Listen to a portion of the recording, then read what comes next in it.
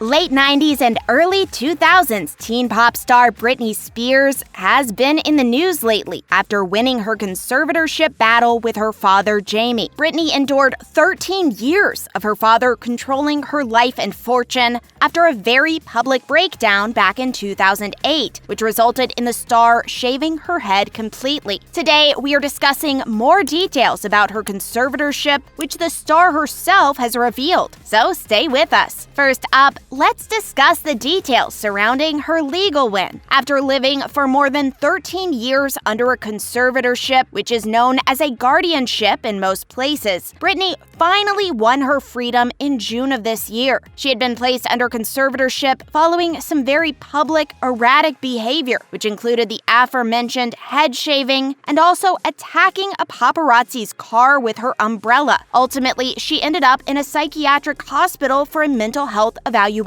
Under the conditions of the conservatorship, her father controlled every aspect of her life, including spending, who she spoke to, and even her day-to-day decisions. It all became too much earlier this year for the Hit Me Baby One More Time singer, and in April, she requested a hearing to discuss the details of how much her father was allowed to control. And it wasn't just her father, it was a whole team of legal people who would meet weekly to discuss her legal and business affairs, public relations, and even her social media posts, all without the superstar herself. Britney was at her wit's end with all of this, and after pleading with a judge to bring an end to the conservatorship and her followers trending a #FreeBritney hashtag online, the ruling ultimately went in her favor. An attorney who was representing her co-conservatorship even attempted to close the court, but Britney wasn't having it. She shouted, "They've interfered with my life, so I feel like it should be an open court hearing and they should listen and hear what I have to say." So, what were the other details of her conservatorship? Stay tuned to find out. As we mentioned earlier, the process of running Britney's life was a complicated one, and she even had to submit her social media posts for review before she was allowed to post them. She was not allowed to mention the conservatorship in her social posts, and as the posts were vetted beforehand, which ultimately meant she could not get the message out about her life under her father's rule. Before her hearing earlier this year, Spears had called 911 to report herself as a victim of conservatorship, which might give us a better idea of her mental state. Or maybe she just believed that would give her more credit in court? Who knows? Her legal team were worried about what she might say, however, and were frantically trying to come up with a backup plan to save the day should she go rogue in court the next day. After years of not being allowed to speak for herself, Spears was finally allowed her say and ripped straight into the conservatorship. First, by claiming that someone had done a great job at exploiting her life, that someone probably being her own father. She went on to describe how she felt like the hearing should be in an open court format so that everyone could hear what she had to say. At one point, Britney was so visibly excited and furious that the judge had to ask her to slow down. At one point, she said the people who did this to her should be in jail. So, what exactly did she have to endure? Let's see. Britney spent around 20 minutes detailing to the court exactly what she had to put up with during the years of her conservatorship, putting to bed any ideas of her being happy with the arrangement. She described how she had been isolated and cut off from her social circle, forcefully medicated, and also had to endure emotional abuse at the hands of the people who had been installed by the court to take care of her, as well as blaming her father and the conservatorship legal team. She also fired shots at the California legal system, which she claimed had stood by and let the abuse happen. She went on to explain how she was made to feel like she was dead and that she didn't matter, which must have been a horrible feeling for her to deal with. Spears also brought up the fact that she was not allowed to expose the people who had done this to her, adding concern at the fact that it was all brushed under the carpet. She went on to say that all she wanted was what other people would view as a normal life, to access her own money, and for her boyfriend to be allowed to drive her in his own car. Ultimately, what started out as Spears' family trying to protect her ended with them becoming divided by money and fame, and that there was only one person who was truly negatively impacted by the whole charade, Britney Spears. What do you make of Britney's ordeal? Let us know below. Next up, another 2000s star speaks about the time period. Recently, Hilton hotel heiress Paris Hilton has spoken out nostalgically about that car photo. Taking a trip down memory lane, Hilton commented on one of the most famous photos from the time, one of herself, Lindsay Lohan, and our favorite recently free singer, Britney Spears. The trio were packed in the front of Hilton's car back in 2006, outside the Beverly Hills Hotel, and Hilton revealed she couldn't believe it had been that long, and neither can we. Writing on Instagram, the DJ, socialite, and author said, "I can't believe it's been 15 years since this hashtag iconic photo was snapped, and we were dubbed the hashtag Holy Trinity of the 2000s. So much has happened since that night." Hilton was quick to congratulate former best friend Lohan on her recent engagement to Bader Shammas, and also addressed the issue of Britney's conservatorship. She acknowledged how herself and Lohan had their differences in the past, but that she was genuinely happy for her. 2021 was a huge year for the former friend group, as Hilton referenced. She said, 15 years later, and so much has happened in the past 2 weeks. I got married, Britney got her freedom back, and engaged. Lindsay just got engaged. I love seeing how different our lives are now and how much we've grown up. She went on to blame her and Lohan's spat on tabloids pitting famous women against each other, which makes sense. Everyone knows that tabloids just want drama. Who was your favorite one of these three? More on Lohan's engagement now. Stay with us to find out all the details. So as we now know, Mean Girl herself, Lindsay Lohan, announced earlier this year on Instagram that her boyfriend Bader Shammas had proposed, and she had agreed to marry the assistant VP over at Credit Suisse. She captioned a photo of her and Shammas with "My love, my life, my family, my future," before including the hashtag love and an emoji of a diamond ring.